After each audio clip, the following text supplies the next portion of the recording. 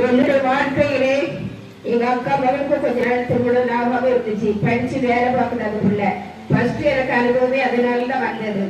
அப்போ அந்த பிள்ளைக்காக திருமணம் ஆகட்டு நான் தேவசகாயிடம் வேண்டிட்டு போனேன்.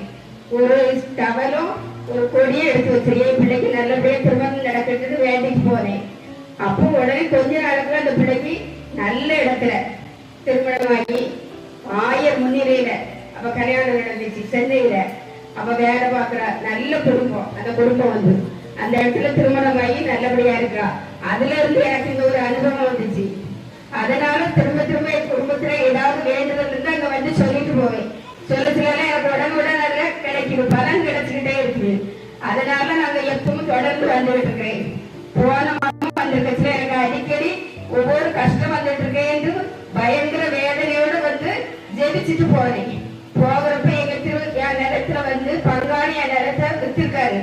அப்ப எங்க நிலத்தை வந்து அதை போய் கேட்கிறப்போ அவர் சொல்லுவாரு, நீங்க விற்கவும் முடியாது, 10 சென்ட் நிலம், வீடுலாம் பெரிய வீடுலாம் இருக்குது, நீங்க இதை விற்க முடியாது, உங்க காலத்துக்கு பிறகு எதுவுமே செய்ய முடியாதுன்னு சொன்னாரு.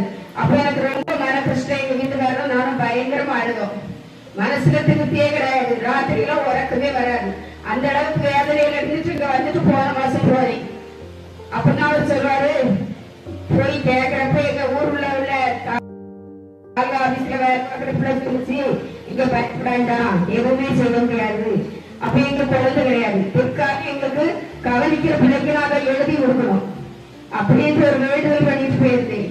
அப்போ அங்க போகிற இடத்துல தாலுகா ஆபீஸ்ல பிரச்சனை சொல்லிச்சு, நீங்க கவலைப்படாதுங்க, ஒவ்வொரு பிற்காலைங்க நம்ம உயிரா எழுதிடலாம், பாக்குற பிள்ளைக்கு உயிரா எழுதி படிச்சுக்கலாம், நீங்க பயப்படாதவங்க, கவலை இல்லாம இருங்க அப்படின்னு சொல்லிட்டு போச்சு.